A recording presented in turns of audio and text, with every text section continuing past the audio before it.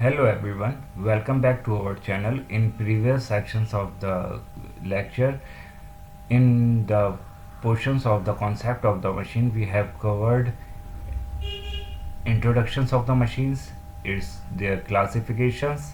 They are simple and compound, or we can say uh, complex.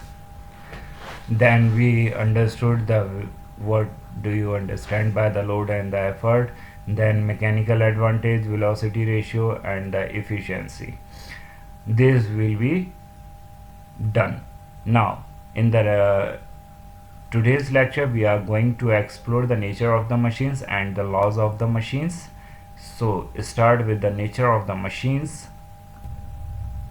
So, nature of the machines will depends upon the efficiency. It depends upon the efficiency. If the and we divides the according to the efficiencies कि अगर आपकी machine की efficiency less than है या आपकी efficiency की value more than 50% है, then how we can categorize the machine. So on the basis of the efficiencies of the machines can be divided into the two parts.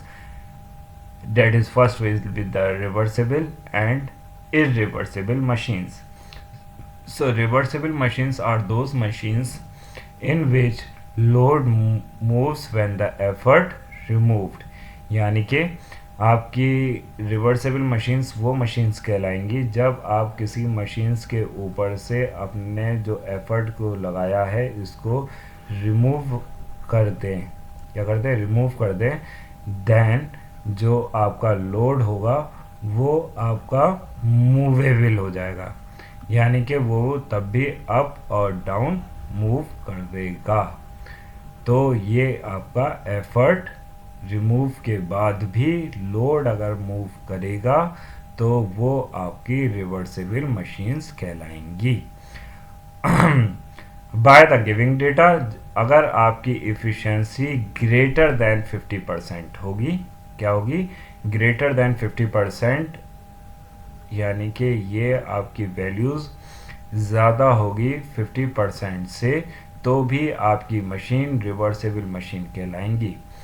इनका इस्तेमाल कहाँ कहाँ पे करा जाता है? इनका इस्तेमाल आपका winch craft machine, single purchase winch craft machines, और आपका डिफरेंशियल एक्सियल मशीन्स, और ये आपका elevators. These are the examples for the reversible nature of the machines हैं. I think it is clear. And what are the irreversible machines? So irreversible machines को हम self locking machines भी कहते हैं. इसका मतलब यह है कि जब when the loads or the effort remove, the load doesn't move. The load does not move without the effort. यानी कि in that case अगर आप effort को रिमूव करोगे, क्या करेंगे? रिमूव करेंगे, then load can't be move. Okay, then such types of the machines are called as the reversible machines और the self locking machines. और इनकी जो इफ़िशेंसी होगी या तो इक्वल टू और या फिर लेस देन 50% होगी. ओके, इक्वल टू और लेस देन 50%. इनका इस्तेमाल कहाँ पे करा जाता है? जैसे कि ब्रेक्स हो गया, आपका सिंपल जैक स्क्रू मशीन्स हो गई, and the winch craft machine हो गई, double purchase winch craft machine या worm and worm machines. These are the examples for the irreversible machines. यानी कि आप जब इन मशीन्स के ऊपर काम करोगे तो अगर आपका एफर्ट हट भी जाता है ड्यू टू सम केसेस या कंडीशंस के हिसाब से, तो उस टाइम पर आपका लोड जहाँ पर था वो वहाँ पर ही रहेगा. इट डजेंट मूव अप और down. Whereas reversible machines के अंदर क्या होगा? जब आप अपने एफर्ट को हटा दोगे तो या तो आपका लोड ऊपर की तरफ जा रहा था तो ऊपर की तरफ ही मूव करेगा, या आपका लोड जो डाउनवर्ड डायरेक्शन में अगर मूव कर रहा था तो वो कंटिन्यू इन मोशन रहेगा या मूवेबल रहेगा। अगर हमारे पास सिर्फ डेटा और डेटा हो, जैसे कि बहुत सी मशीनों का जब आप ख़रीदते हो तो वहाँ पर उसकी वीआर की वैल्यूज़ बता दी जाती हैं और इफ़िशेंसीज बता दी जाती हैं, तो उस वाले केस में हम अपनी मशीन्स की इफ़िशेंसीज देखकर ही बता सकते हैं कि वो सेल्फ लॉकिंग होगी या रिवर्सेबल होगी। अगर आपकी मशीन की इफ़िशेंसी लेस देन 50% है या अप टू 50% है तो वो मशीन आपकी इरिवर्सिबल या सेल्फ लॉकिंग मशीन कहलाएगी। ठीक है, वहीं पर जब आपकी मशीन की इफ़िशेंसी ग्रेटर देन 50% होगी तो they are called as the reversible machines. I think you will be these topics will be clear to you. Now, conditions for the reversibility. Reversibility के लिए क्या conditions है?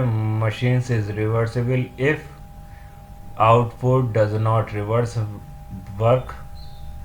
जब आपका आउटपुट जो है वो बैकवर्ड डायरेक्शन में काम ही ना करे, जब आप एफर्ट को रिमूव कर दें, या फिर उस मशीन की high value of the M A होगी, यानी कि मैकेनिकल एडवांटेज जो होगा उस मशीन का ज़्यादा होगा और साथ के साथ उस मशीन की इफ़िशेंसी भी ज़्यादा होगी ना, विच इज़ ग्रेटर देन 50%। ना इन मशीनों के बीच में जो पार्टिकल्स जो मतलब जो मशीन्स के पार्ट होंगे, इनों के अंदर जो फ्रिक्शन होगा वो फ्रिक्शन भी कम होगा। Desired in bidirectional system. Reversible machines का हम वहाँ पर इस्तेमाल करते हैं जहाँ पर आपको दोनों ही डायरेक्शंस के अंदर काम करना होता है। जैसे कि ये पुली है, जब आप पुली के ऊपर इधर की तरफ चाहें एफर्ट लगाओ या इधर की तरफ एफर्ट लगाओ और दूसरी तरफ आप लोड लगा दो, तो ये दोनों ही तरफ से काम कर सकता है। ये भी इसकी भी इफ़िशेंसी जो होगी वो ग्रेटर देन 50% होगी, क्योंकि ये सेल्फ लॉकिंग नहीं होता है। अगर आपका एक तरफ से आपने अपने एफर्ट को छोड़ दिया या हटा दिया तो ये आपका due to the actions of the gravity ये डाउनवर्ड डायरेक्शन के अंदर मूव करेगा। ठीक है, तो ये बाई डायरेक्शनल सिस्टम्स के अंदर पाया जाता है रिवर्सिबिलिटी को। Irreversible machine provide safety and the controls. जब हमें अपनी क्या कहते हैं मशीन्स के ऊपर कंट्रोल चाहिए होता है कि कोई जहाँ पर सेफ्टी सबसे ज़्यादा जहाँ पर मैटर करती है तो वहाँ पर आप इरिवर्सिबल मशीन्स का इस्तेमाल करोगे। नाउ मेरा एक क्वेश्चन है कि आप लोग ये बताएं कि दुनिया के अंदर सबसे पहले इरिवर्सिबल मशीन्स आई थी या रिवर्सिबल मशीन्स आई थी। Now let's move to the next question, that is the laws of the machine which is most important topic, और इसी के बेस पर आपकी डिज़ाइनिंग ऑफ द मशीन्स की जाती हैं। The laws of the machine, इनका जो जनरल लॉ है वो ये है कि P is equal to M into W plus C, where P is the effort, M जो है ये आपका स्लोप होता है which is 1 upon efficiencies, and W is the load and C is the intercept और द फ्रिक्शनल कॉन्सेप्ट और the loss of the effort. Now अब जैसा कि अगर आप load versus effort, X axis पे हमने लोड लिया और वाई एक्सिस पे अगर हम एफर्ट लेते हैं और इनों के बीच में ग्राफ को ड्रॉ करते हैं, ठीक है, यहाँ पर हमने W ले लिया, यहाँ पर हमने P ले लिया। अब हमने एक ग्राफ को ड्रॉ किया और ये इसकी वैल्यू यहाँ पर आके इंटरसेप्ट करी। अगर ये बिल्कुल ज़ीरो पे आके इंटरसेक्ट करती, यानी कि ओरिजिन पे आके इंटरसेक्ट करती, तो इसका मतलब ये है कि ये मशीन आइडल मशीन होगी, ठीक है, या परफेक्ट मशीन होगी। इसके अंदर किसी भी तरीके का कोई भी लॉस ऑफ फ्रिक्शन नहीं है, विच इज़ इम्पॉसिबल, ठीक है। सो जब भी आपका ये बनेगी मशीन एफर्ट और लॉस के बीच में, आप जब भी एफर्ट और लोड के बीच में आप जब भी ग्राफ को ड्रॉ किया जाएगा तो इट ऑलवेज बी इंटरसेप्ट, और ये आपके वाई एक्सिस पे यानी कि आपके पी पर काटेगा। यहाँ से यहाँ तक की जो वैल्यू होगी वो सी कहलाएगी, यानी कि आपका इंटरसेप्टर और द फ्रिक्शनल कांस्टेंट, कि भाई आपकी मशीन पे जब हमने एफर्ट लगाया और लोड लगाया, जब उसने काम करना शुरू किया तो वो इतने एफर्ट के बाद से काम करना शुरू कर रही है, और जितनी वैल्यू इसके यहाँ से यहाँ तक की होगी वो हमें डिनोट करेगी फ्रिक्शनल लॉस को। और ठीक है, फिर इस लाइन की इक्वेशन अगर आप निकालोगे, इस लाइन की जो इक्वेशन होगी वो होगी P is equal to M W plus C. Like जब हमारे पास इक्वेशंस ऑफ द लाइन जो होती है y is equal to M X plus C, ये इसको रिजेंबल करती है। Okay, y is equal to M X plus C जो लाइन ऑफ इक्वेशंस है, तो आपकी लॉज ऑफ मशीन के जो इक्वेशन है ये इसके साथ रिजेंबल होती है।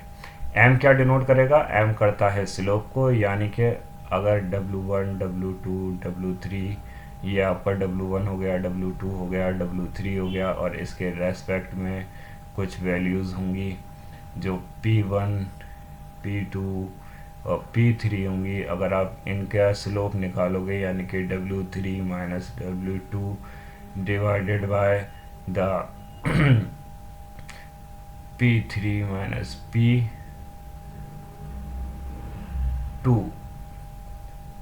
ठीक है, तो it give you the slope. यहाँ पे थोड़ी सी गलती हो गई है, यहाँ पे P ऊपर आएंगे और W नीचे आएंगे, ठीक है।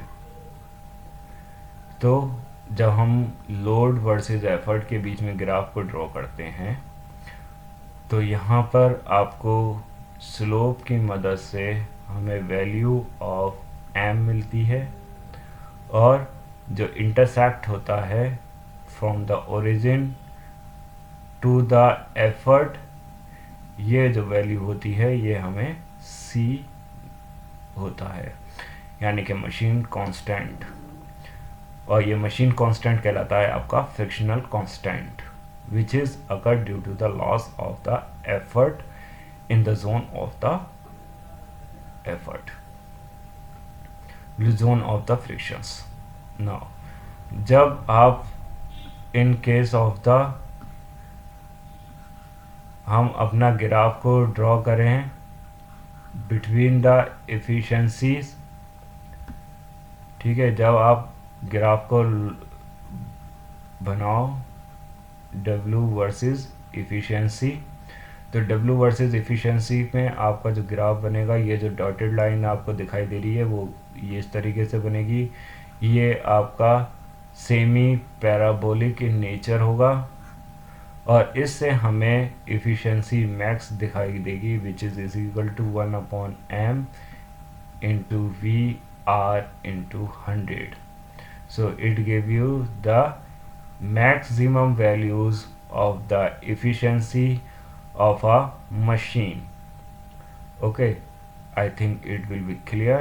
Now the last topic is the ideal machines and the real machines. Ideal machines के अंदर आपकी किसी भी तरीके की कोई फ्रिक्शनल लॉस नहीं होगा, नो फ्रिक्शनल लॉस अकर। ओके, ये फ्रिक्शनल लॉस ना ही आपका लॉस ड्यू टू लोड देखने को मिलेगा, और ना ही लॉस ड्यू टू एफर्ट देखने को मिलेगा। ये दोनों ही चीज़ें आपको आइडल मशीन्स के अंदर देखने को नहीं मिलेंगी। इसकी जो इफ़िशेंसी होगी वो 100% होगी, और value of the V R and the value of the M A are constant, और आप बोल सकते हो इक्वल। अगर M A equal to V R हो जाएगा, यानी कि M A upon V R into 100 जो हम इफ़िशेंसीज को निकालते हैं, जब दोनों ही वैल्यूज़ एक सी हो जाएंगी तो ये कट जाएगा और इफ़िशेंसी आपकी 100% निकल कर आएगी। ये आइडल मशीन्स की कंडीशंस होती हैं। For the ideal machines, no frictional loss occur due to the load or the effort, and the efficiencies of the machine will be 100%, and the value of the mechanical advantage and the velocity are equals. Whereas real machines की अगर बात करी जाए तो real machines के अंदर frictional loss आपको देखने के लिए मिलेगा। ये फ्रिक्शनल लॉस आपका लोड की वजह से भी हो सकता है, या एफर्ट की वजह से भी हो सकता है, या आपके deformation of the parts of the machines की वजह से भी देखने के लिए मिल सकता है। रियल मशीन्स की इफ़िशेंसीज जो होंगी वो हमेशा लेस देन 100% होगी। Now the values of the M A and V R. In case of the real machines, the value of MA is less than the value of VR. ठीक है, जब भी आप एक्सपेरिमेंटल डेटा को अगर analyse करोगे तो आप वहाँ पर देखोगे कि आपकी VR जो हमने कैलकुलेट करके निकालते हैं during the experiment, it's comes more than the value of the और आप बोल सकते हो कि एवरेज वैल्यू जो हम एम ए की लेंगे उससे ये हमेशा ज़्यादा देखने के लिए मिलता है। And the value of M A will depends upon the effort, कि जितना ज़्यादा आपका एफर्ट होगा एम ए की वैल्यू उतनी कम हो जाएगी, और जितना कम एफर्ट होगा उतनी ज़्यादा एम ए की वैल्यू देखने के लिए मिलेगी। लेकिन for a machine the value of M A is constant. क्यों? क्योंकि ये डिपेंड करता है डिस्टेंसेस कवर्ड बाय लोड और effort, and loads. Okay, I think these topics will be clear to you. And now if you have any query, then you can ask in the comment section. Thank you for your time, and please like and subscribe the channel. Okay, thank you.